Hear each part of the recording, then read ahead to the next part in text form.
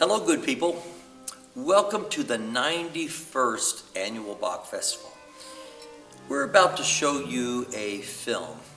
Now, we prepare masterpieces throughout the entire festival, but the film we're going to show you goes back a few years. It goes back to our 79th festival as we talk about the St. John Passion. Now, Bach's music is timeless, and so the discussion we're going to offer you has relevance today as it did then. Now, the soloists will be different. This year's soloist will be soprano Lord Choi Stewart, and the mezzo will be Amanda Kreider, the tenor Jacob Perry, the bass Kevin Days. Our evangelist will be John Grau, and the role of Jesus is Thaddeus Bourne. But also in this film, the commentary I share with a person named Athalia Cope, who is a wonderful educator, a forever friend, and was a member of our choir for 62 years. This speaks to the timelessness and the relevance of this great piece of music, and I hope you will join us on March 1st at 3 o'clock in Knowles Chapel to hear Bach's iconic Passion according to St. John. Hope to see you there. 3, 4, 1. Jesus!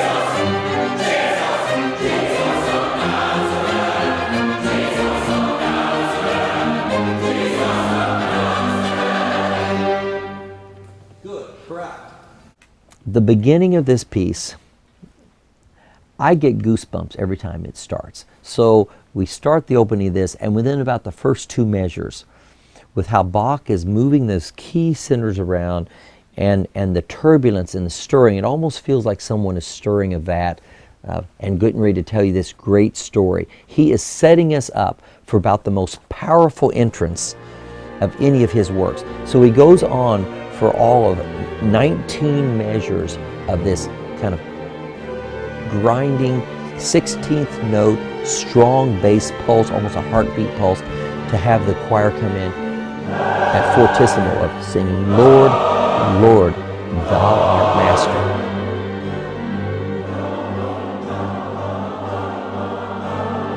So how does one find the relevance of what was performed almost 300 years ago to today? And the answer is human nature hasn't changed. The story hasn't changed. And what we have forgotten when we listen to the music of Bach and we think about his music is we forget what an incredible dramatist he was. The Passions as a musical form go back to the medieval miracle and mystery plays, which were intended to be presented to the people because the people were not literate, and as a way of teaching them the biblical stories. And gradually that evolved into a musical form instead of just a dramatic form. But now, and with the Bach Passions, they are probably the epitome of the form.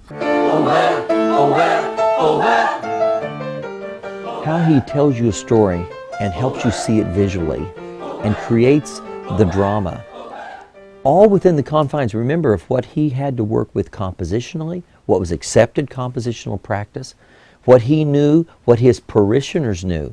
And while he wanted to certainly take them along with him and educate them, he also was well aware that if he went too far, he couldn't get their attention and he would not be able to perform it again.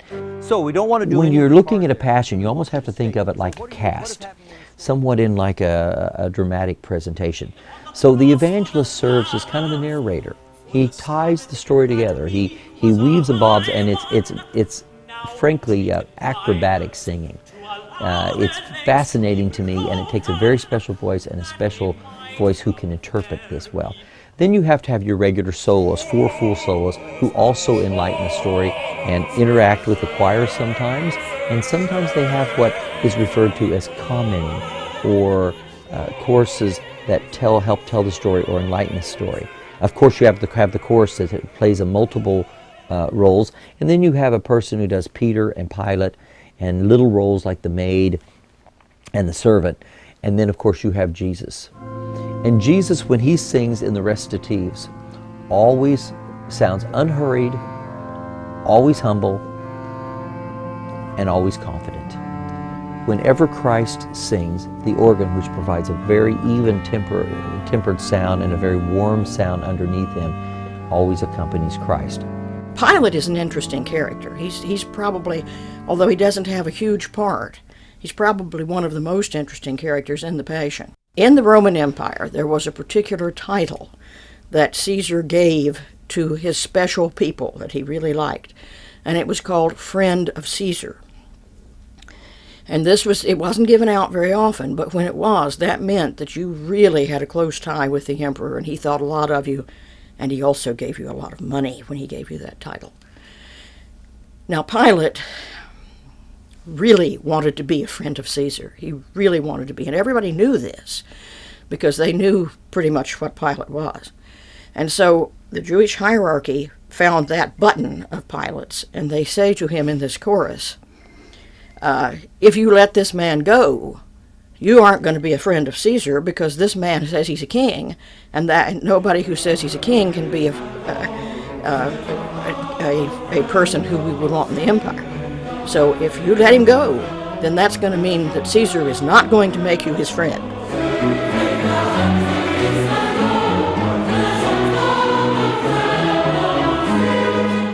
When I talk about Bach as being the Shakespeare of music, the fact that his characters are like Shakespeare's, people we can identify today, is a very important point. For instance, I've mentioned Pilate. The people in the mobs you can find those same people today in mob situations. We see mob situations all the time, and they act the same way. The soldiers back then they don't have guns. They have spears and swords, but they behave just like soldiers today would in that kind of situation. They're doing their job. They've got a government that they have to serve, and they're doing their job as best they can in what proves to be a pretty difficult situation for them.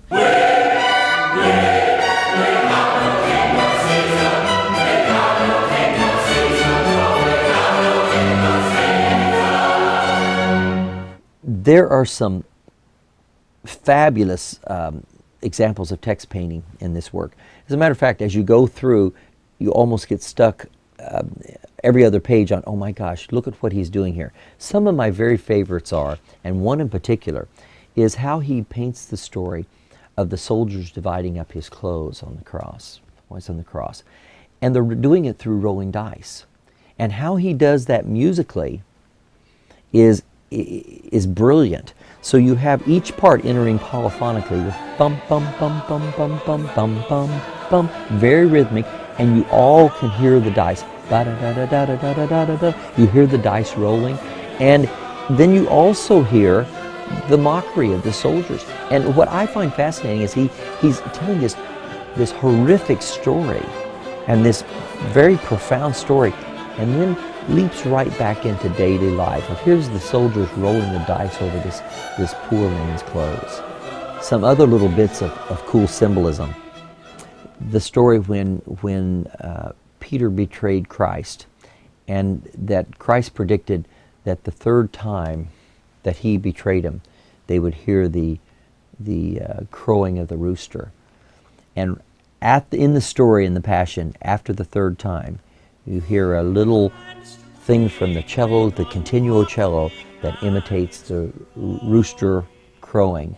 And then it says that Peter went off and wept bitterly. And as he wept bitterly, the pitch keeps going down, and it keeps going down by chromaticism. It sounds very desolate, and it ends with just a one solid low F sharp in the cello, which makes it very, very alone, very stark.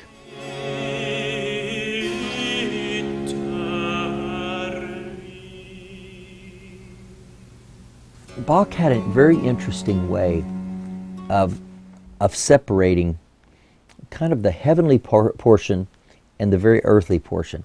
And throughout, you see him being very earthy by how the soldiers interact, by how the mob scene is vicious at times, and sometimes they're rather indifferent. Sometimes it's the high priest saying, we have a sacred law, we can't kill him, but Pilate, you can. And so deferring the the anger and getting someone else to do their dirty work. Well, one chorus and aria in particular is very telling. And in my study with Alfred Mann, I asked him, why do you think that Bach would create a triple feel in the accompaniment? So it's actually in a 4/4, but with a triplet. So you have a bum bum bum bum bum bum bum underneath it, but the chorus is in straight duple meter. So it's really a 3/2 feel. Dr. Mann's conjecture was because the triplets referring to the Trinity,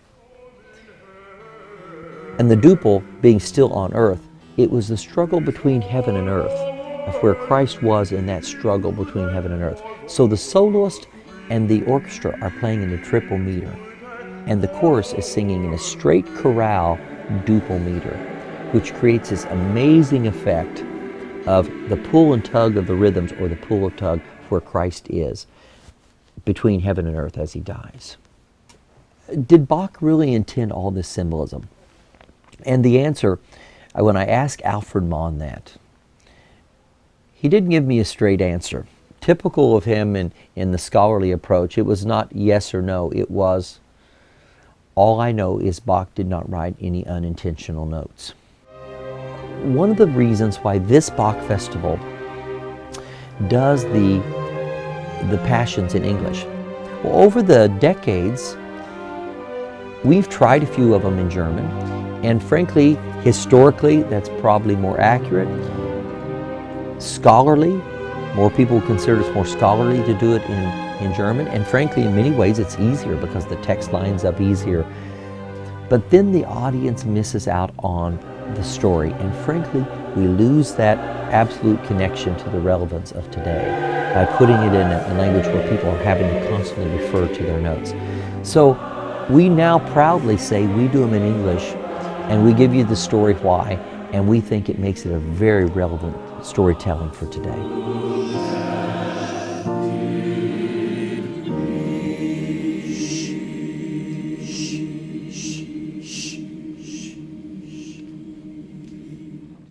Do you hear how beautiful it is when you sing softly?